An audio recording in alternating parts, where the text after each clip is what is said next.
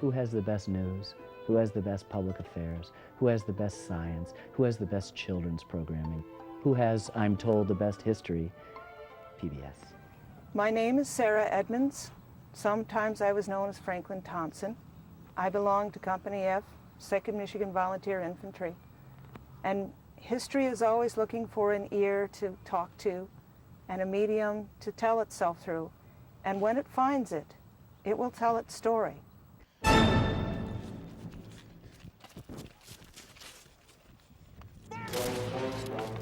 If you ever watch the end of a rifle, you will see a sheet of flame at least this long, if not longer, come out of every single barrel.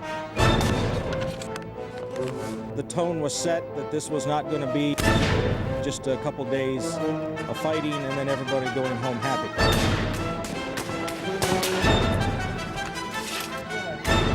Rode in the front of the brigade and said, "Come on, you Wolverines." The men followed me.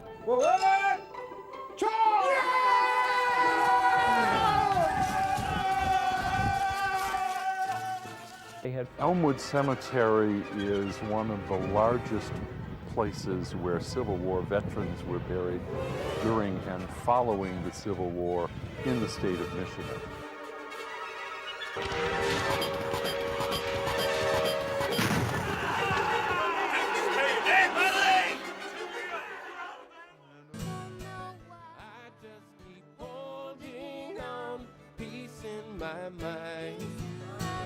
Outside war rages on.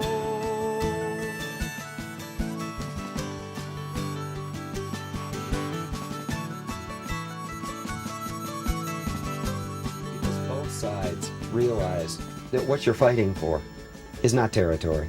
It is for what was called back then hearth and home. And you're fighting for the women, you're fighting for the children, you're fighting for your way of life on both sides. And so there's a tremendous contribution. I mentioned lumber. The lumbermen made a contribution. Obviously, agriculture made a contribution in providing food for the Union Army. Michigan's copper industry, which was #1 in the country, very important in turning out casings for munitions.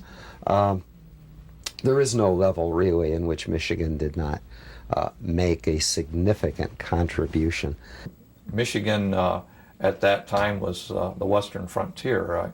We're looking at Michigan just being a new state, only but 24 years old at the time, and a lot of people who were in Michigan became very patriotic and wanted to see a quick resolve of this national catastrophe. I feel that my job as the First Lady of Michigan was to always support my husband. I tried to look at the small ways that I could assist him to remove the great burden that was on his shoulder at this time. He had taken a great deal of money. He had sent troops to Washington, D.C.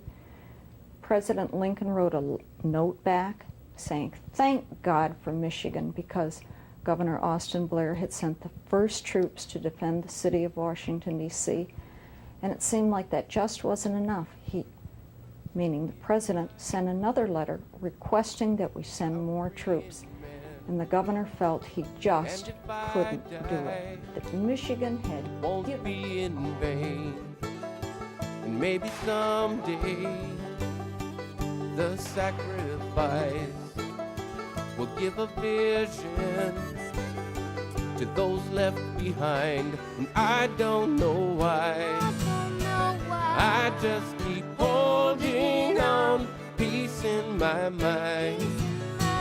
Outside war rages on.